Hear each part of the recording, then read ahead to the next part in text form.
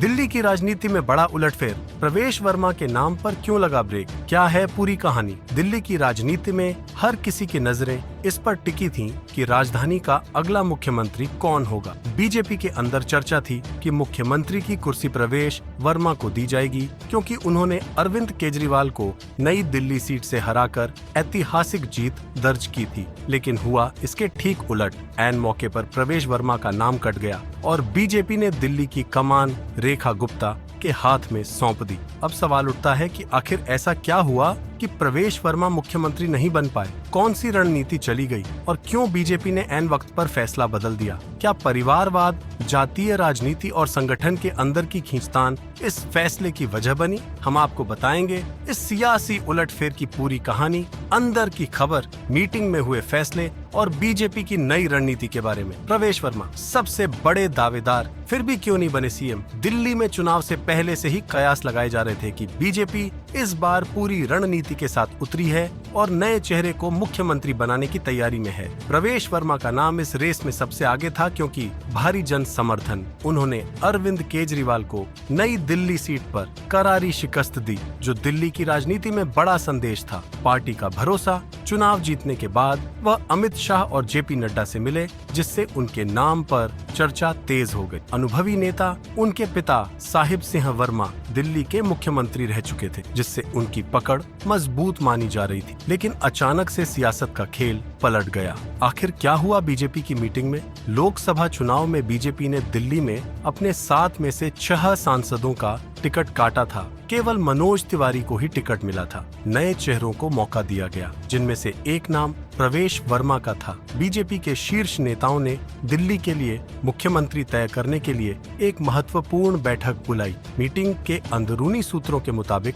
प्रवेश वर्मा को सीएम बनाने पर काफी चर्चा हुई, लेकिन अंतिम निर्णय से पहले ही उनका नाम ड्रॉप कर दिया गया। रेखा गुप्ता का नाम अचानक उभर कर सामने आया और उन पर मुहर लग गई। कई बीजेपी नेता इस फैसले से हैरान रह गए, क्योंकि पहले तक प्रवेश वर्मा सबसे बड़े दावेदार माने जा रहे। अब बड़ा सवाल ये कि आखिर क्या वजह रही जिससे प्रवेश वर्मा की सीएम की दावेदारी खत्म हो गई? पहला, परिवारवाद फैक्टर, बीजेपी के लिए सबसे बड़ी चिंता।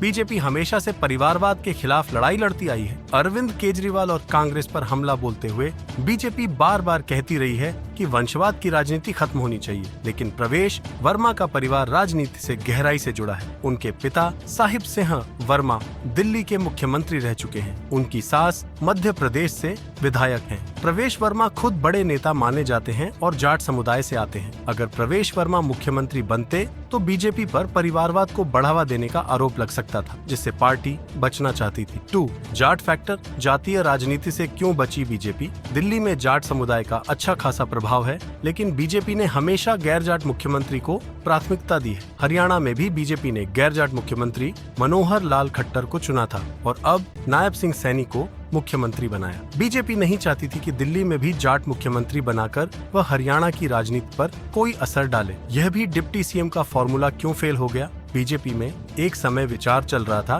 कि दिल्ली में डिप्टी सीएम का फॉर्मूला लागू किया जाए, लेकिन समस्या ये थी कि विजेंद्र गुप्ता और प्रवेश वर्मा दोनों इस पद के लिए दावेदार बनाना चाहती थी, क्योंकि दिल्ली में पहले से ही उपराज्यपाल एलजी की बड़ी भूमिका होती है। ऐसे में डिप्टी सीएम का फॉर्मूला पूरी तरह फेल हो गया और प्रवेश वर्मा को दरकिनार कर दिया गया। फेल क्यों रेखा गुप्ता को चुना गया? बीजेपी ने अचानक प्रवेश वर्मा का नाम हटाकर रेखा गुप्ता को दिल्ली की कमान सौंप दी। इसके पीछे कई बड़े कारण थे। रेखा गुप्ता दिल्ली की पूर्व मेयर रह चुकी हैं, यानी उन्हें प्रशासनिक अनुभव है। महिला नेता होने के कारण बीजेपी महिला सशक्तिकरण का संदेश देना चाहती थी। मोदी शाह की जोड़ी हमेशा नए चेहरों को आगे बढ़ाती है। योगी आदित्यनाथ, पुष्कर सिंह धामी, मोहन यादव जैसे उदाहरण हमारे सामने हैं। अगर आप सोच रहे हैं कि प्रवेश वर्मा का राजनीतिक करियर खत्म हो गया, तो ऐसा बिल्कुल नहीं है। बीजेपी में धैर्य और रणनीति दोनों अहम होती हैं। पार्टी ने हमेशा नए चेहरों को समय देकर आगे बढ़ाया है। जैसे योगी आदित्यनाथ अचानक मुख्यमंत्री बने,